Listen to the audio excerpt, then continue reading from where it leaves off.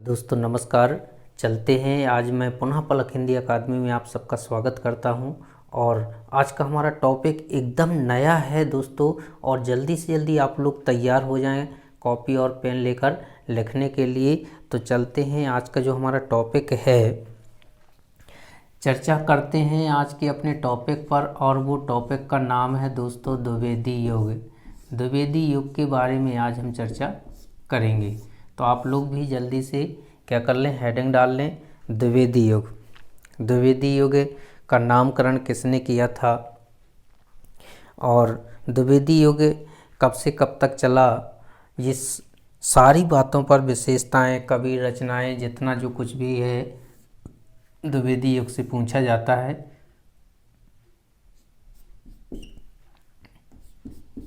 आज विस्तार से चर्चा करेंगे दोस्तों। तो ये जो द्विवेदी युग है हमारा, ये द्विवेदी युग चला हमारा कब से कब तक चला है, जी आप लोगों को भी पता होगा। तो द्विवेदी युग कह दें कि सन 1900 से 1920 तक चला है दोस्तों। कब से कब तक चला है, सन 1900 से 1920 तक चला है। तो चलते हैं, आप लोग जल्दी से जल्दी क्या करें, पॉइंट डाल लें दोस्तों। पहला पॉइंट है हमारा, पहला पॉइंट देखते हैं क्या है। तो देखते हैं द्विवेदी युग के प्रवर्तक। पहला प्रश्न बनता है दोस्तों, द्विवेदी युग के प्रवर्तक कौन थे। द्विवेदी युग के प्रवर्तक कौन थे, तो आप लोगों को बताना है जल्दी से जल्दी कमेंट करके। और फिर चलते हैं द्विवेदी युग,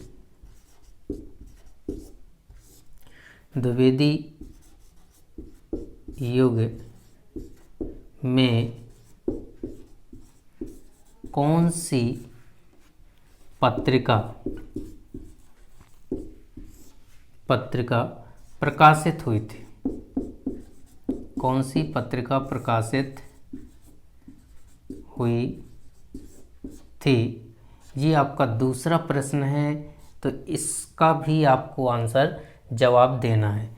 इसके बाद तीसरा प्रश्न चलते हैं। तो तीसरा जो प्रश्न है, तीसरा प्रश्न है सरस्वती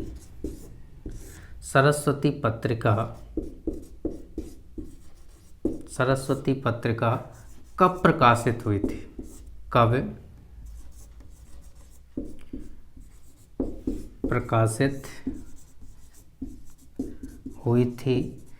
तो ये आपका अगला प्रश्न है, कब प्रकाशित हुई थी, तो ये आपका अगला प्रश्न है। और इसके बाद फिर और पॉइंट डालते हैं। तो ये सरस्वती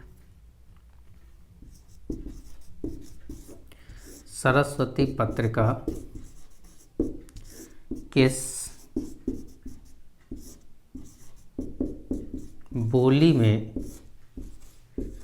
बोली में प्रकाशित हुई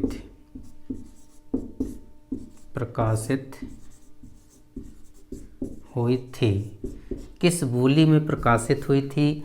और जो अगला प्रश्न है वो बहुत ही मोस्ट है, और वह प्रश्न है दोस्तों द्विवेदी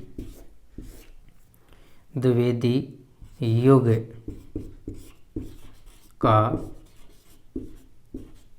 दूसरा नाम क्या है। द्विवेदी युग का दूसरा नाम क्या है। और इसके बाद फिर चलते हैं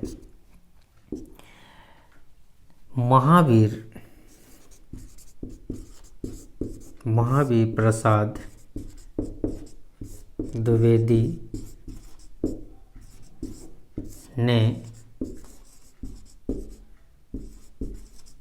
सरस्वती पत्रिका पत्रिका का प्रकाशन, सरस्वती पत्रिका का प्रकाशन कब किया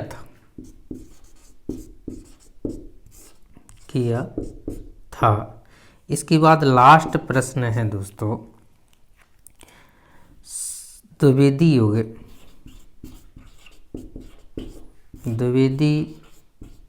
युग की काव्य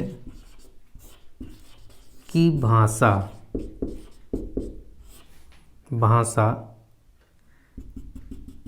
थी। आपको बताना है, ये सारी प्रश्नों के जवाब बताना है दोस्तों। तो देखिए पहला प्रश्न क्या है, द्विवेदी युग के प्रवर्तक कौन है। तो आप लोग भी जल्दी से जल्दी नोट कर लें, महावीर प्रसाद द्विवेदी। द्विवेदी युग के प्रवर्तक कौन है, महावीर प्रसाद द्विवेदी हैं। इसके बाद फिर आता है द्विवेदी युग में, अगला जो प्रश्न है, द्विवेदी युग में कौन सी पत्रिका प्रकाशित हुई थी। तो हम कह देंगे सरस्वती पत्रिका प्रकाशित हुई थी। कौन सी पत्रिका, सरस्वती पत्रिका प्रकाशित हुई थी। सरस्वती पत्रिका कब प्रकाशित हुई थी, तो हम कह देंगे कब, सन 1900 में हुई थी। अब आप लोग यहाँ ध्यान दें, 1900 में सरस्वती पत्रिका प्रकाशित हुई है और द्विवेदी युग की शुरुआत कब हुई है, 1900 में हुई है। तो अब एक प्रश्न और यहाँ से बनेगा कि द्विवेदी युग की शुरुआत किस पत्रिका के प्रकाशन काल से मानी जाती है। तो आपको क्या जवाब देना होगा, सरस्वती पत्रिका के प्रकाशन काल से मानी जाती है। तो ध्यान रखें दोस्तों, सरस्वती पत्रिका किस बोली में प्रकाशित हुई थी। तो आपका जवाब होगा खड़ी बोली में। किसमें, खड़ी बोली में प्रकाशित हुई थी। इसके बाद चलते हैं, द्विवेदी युग का दूसरा नाम क्या था। तो आप लोग बताएंगे हमें दूसरा नाम क्या है। दूसरा नाम है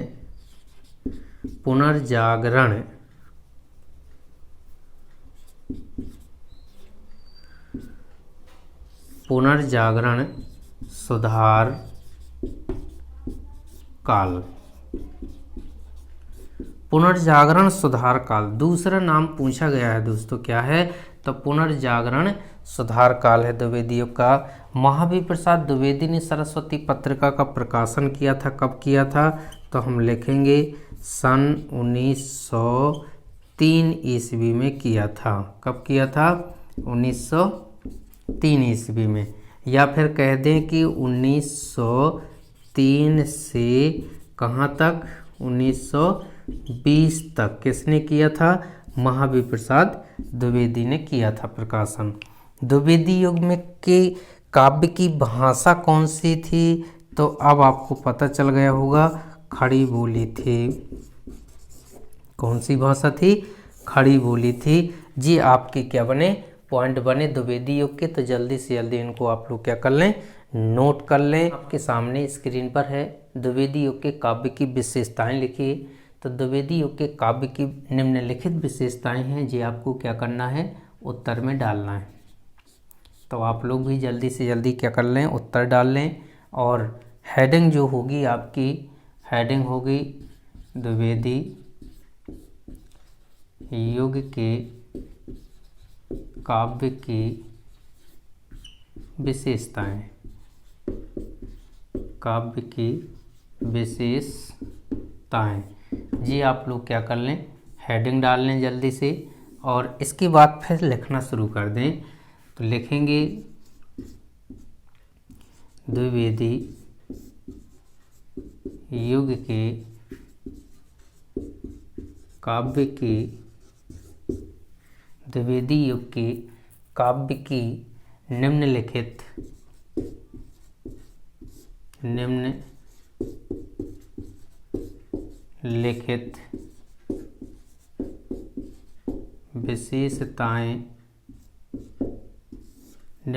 विशेषताएं हैं। इतना आप लोगों को क्या करना है, लिखना है। फिर इसके बाद हेडिंग डालनी है दोस्तों। हेडिंग क्या डालना है? तो हेडिंग है आपकी पहली, राष्ट्रीयता व देश प्रेम की भावना। राष्ट्रीयता व देश प्रेम की भावना आपकी पहली हेडिंग हो गई। इसके बाद हम डिटेल करेंगे इसका, तो आप लोगों को पता होगा डिटेल कैसे करना है, मैंने पिछले वीडियो में बताई हैं। अब आपको डिटेल करना है, ध्यान दें। लिखेंगे द्विवेदी युग। कौन सा युग है? द्विवेदी युग है। तो लिखेंगे द्विवेदी युग के कवियों ने अपनी कविताओं में राष्ट्रीयता व देश प्रेम की भावनाओं का समावेश किया है। द्विवेदी युग के कवियों ने अपनी कविताओं में राष्ट्रीयता व देश प्रेम की भावनाओं का समावेश किया है। इस तरह से आपको क्या करना है? डिटेल करनी है। तो डिटेल आप लोग क्या कर लें? स्वयं कर लें। इसके बाद दूसरी हेडिंग डालते हैं। तो दूसरी हेडिंग है समाज सुधार की भावना। समाज सुधार की भावना, इसकी भी आपको डिटेल करनी है। तो लिखेंगे द्विवेदी युग की कविताओं में समाज सुधार की भावना देखने को मिलती है। द्विवेदी युग की कविताओं में समाज सुधार की भावना देखने को मिलती है। इस तरह से आपको इसकी हेडिंग की डिटेल करना है। इसके बाद फिर हम तीसरी हेडिंग डालते हैं, और तीसरी जो हेडिंग होगी हमारी वह है अंधविश्वासों एवं रूढ़िवादी परंपराओं। यह सीधी सीधी लिख लें।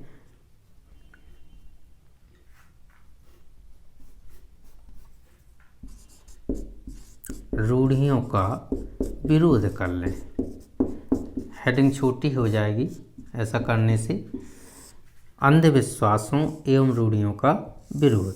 तो ये तीन हेडिंगें आपकी दोस्तों जो द्विवेदी युग में आप पढ़ रहे हैं, ये तीनों की तीनों हेडिंगें आपने भारतीय हिंदी युग में भी पढ़ी हुई हैं। तो इसलिए आपको डिटेल करने में दिक्कत नहीं होगी। ये ध्यान रखना है कि हम किस युग की विशेषता लिख रहे हैं, उसी युग का आपको नाम इसमें क्या करना है? ऐड करना है। क्योंकि राष्ट्रीयता व देश प्रेम की भावना, समाज सुधार की भावना, अंधविश्वास एवं रूढ़ियों का विरोध, ये तीनों की तीनों हेडिंगें भारतीय हिंदी युग में भी हैं और द्विवेदी युग में हैं। अगर हम भारतीय हिंदी युग की डिटेल करेंगे तो यहाँ भारतीय हिंदी युग का नाम शो करेंगे। अब हम लिख रहे हैं किसकी? द्विवेदी युग की लिख रहे हैं, तो फिर हमें किसका नाम शो करना है? द्विवेदी युग का करना है। तो क्या करेंगे? द्विवेदी युग के कवियों ने अपनी रचनाओं के माध्यम से समाज में फैले हुए अंधविश्वासों एवं रूढ़िवादी परंपराओं का विरोध किया था। इसके बाद आपको चौथी हेडिंग डालनी है दोस्तों। चौथी हेडिंग आपकी है खड़ी बोली कविता का विकास। खड़ी बोली कविता का विकास, जी आपको चौथी हेडिंग डालनी है। और इसमें भी आपको लिखना है कि द्विवेदी युग में जितनी भी कविताएं लिखी गईं वो किस में लिखी गईं दोस्तों? खड़ी बोली में काव्य रचना की गई।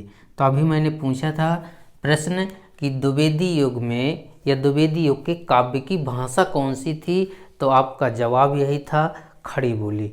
क्योंकि द्विवेदी युग में जितना भी काव्य लिखा गया, कविताएं लिखी गईं, उन सभी कविताओं में खड़ी बोली का प्रयोग किया गया। तो कह दें कि द्विवेदी युग ऐसा युग था जिसमें खड़ी बोली को खूब कह दें प्रचार प्रसार हुआ था, खड़ी बोली को बढ़ावा मिला था, खड़ी बोली में काव्य रचना की गई थी। तो पूरा का पूरा द्विवेदी युग खड़ी बोली का युग माना जाता है। तो ये आपको क्या करना है? डालना है हेडिंग। इसके बाद आप पांचवी हेडिंग डालेंगे। तो 5वीं हेडिंग में क्या करेंगे, प्रकृति चित्रण लिख देंगे हम, प्रकृति चित्रण, प्रकृति चित्रण। तो द्विवेदी युग में जो प्रकृति का चित्रण किया गया दोस्तों, प्रकृति चित्रण क्या लिखेंगे, हेडिंग डालेंगे प्रकृति चित्रण और डिटेल करेंगे कि द्विवेदी युग में प्रकृति चित्रण किया गया। मतलब द्विवेदी युग में की जो कविताएं थीं, द्विवेदी युग की कविताओं में प्रकृति का बड़ा ही सुंदर कह दें, आकर्षक कह दें, मनोहारी कह दें वर्णन किया गया था। किसका, प्रकृति का। इसलिए हमने हेडिंग डाली प्रकृति चित्रण, और द्विवेदी युग की कविताओं में प्रकृति का बड़ा ही सुंदर कह दें वर्णन किया गया था। जी आपको क्या करना, डिटेल करना है, डालना है आपको हेडिंग प्रकृति चित्रण और कह देना है कि द्विवेदी युग की कविताओं में प्रकृति का बड़ा ही सुंदर या कह दें आकर्षक या मनोहारी वर्णन किया गया था। तो ये आपकी क्या हैं, विशेषताएं हैं, 5 हेडिंग हैं विशेषताओं की, जी आपको याद करनी है। और कॉपी में भी जल्दी से जल्दी आप लोग क्या कर लें, नोट कर लें, और इनका डिटेल भी करना है दोस्तों। और प्रश्न कह रहा है द्विवेदी युग के प्रमुख कवि और रचनाएं लिखिए। तो द्विवेदी युग की क्या करना है हमें, द्विवेदी युग के कवि और रचनाएं। तो एक तरफ आपको क्या डालना है, कवि डालना है, और एक तरफ आपको डालना है रचनाएं, रचनाएं। अब किस युग के हैं, ये आपका प्रश्न आपके सामने है। प्रश्न आपका कह रहा है कि द्विवेदी युग के कवि और रचनाएं लिखिए। तो द्विवेदी युग के कवियों में जो दोस्तों नाम आता है, वो सबसे पहले जो नाम आता है वो हरिऔध का नाम आता है। तो आप लोगों को पता होगा जी हरिऔध का पूरा नाम क्या है। तो हरिऔध का पूरा नाम है अयोध्या सिंह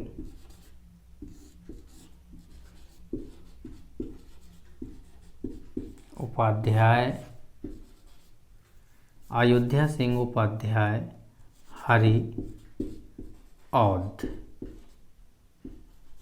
जी हरिऔध का पूरा नाम है, कह दें हरिऔध का पूरा नाम अयोध्या सिंह उपाध्याय हरिऔध। अब इनके द्वारा जो रचना लिखी गई वो लिखा गया प्रिय प्रवास लिखा गया, प्रिय प्रवास लिखा गया। और प्रिय प्रवास को दोस्तों क्या कहा जाता है, खड़ी बोली, खड़ी बोली हिंदी, हिंदी का, खड़ी बोली हिंदी का पहला महाकाव्य, खड़ी बोली हिंदी का पहला महाकाव्य कहा जाता है। किसे कहा जाता है, प्रिय प्रवास को कहा जाता है। इसके बाद दूसरी जो रचना है वो है वैदेही, वैदेही वनवास, वैदेही वनवास है। तो जी आपको 2 रचनाएं किसकी करना है, हरिऔध जी की करना है, हरिऔध। इसके बाद फिर आपका जो दूसरा कवि आता है वह है मैथिली शरण गुप्त, सब लोग जानते होंगे मैथिली शरण, मैथिली शरण गुप्त। मैथिली शरण गुप्त को आप सब लोग जानते होंगे, सब लोग परिचित हैं मैथिली शरण गुप्त से, क्योंकि इन्होंने एक महाकाव्य लिखा है। महाकाव्य का जो नाम है वो है साकेत। साकेत किस प्रकार का काव्य है, तो आप यहाँ पर लिखेंगे महाकाव्य है साकेत, किस प्रकार का है, महाकाव्य है। तो किस प्रकार का काव्य है, तो या तो महाकाव्य पूछा जाएगा या फिर दोस्तों मिल जाएगा आपको प्रबंध काव्य। तो ध्यान देना, प्रबंध काव्य मिल जाता है तो प्रबंध काव्य है, अन्यथा महाकाव्य की संज्ञा ऐसे दी गई है। तो महाकाव्य है जो वो प्रबंध काव्य का ही एक भेद है। इसके बाद पंचवटी लिखा है, पंचवटी, तो पंचवटी इनका क्या है, खंड काव्य है,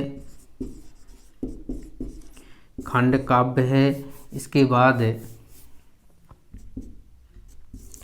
यशोधरा लिखा है, यशोधरा लिखा है। तो ये क्या है, मैथिली शरण गुप्त की रचनाएं हैं। तो अयोध्या सिंह उपाध्याय हरिऔध की आपको करना है प्रिय प्रवास और वैदेही वनवास, जिसमें से प्रिय प्रवास जो रचना है वो बहुत ही मोस्ट रचना ऑब्जेक्ट में पूछी जाती है। इधर से साकेत रचना ऑब्जेक्ट में पूछी जाती है। तो ये आप लोग क्या कर लें, जल्दी से जल्दी नोट कर लें। और इसके बाद चलते हैं तीसरा जो हमारा कवि है, तीसरा कवि देखते हैं कौन है। तो तीसरा जो है राम नरेश त्रिपाठी है।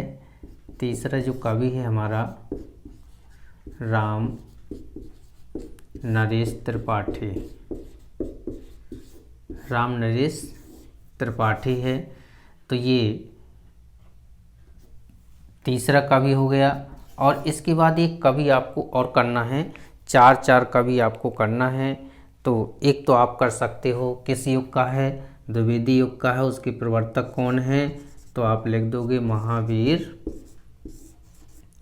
महावीर प्रसाद द्विवेदी।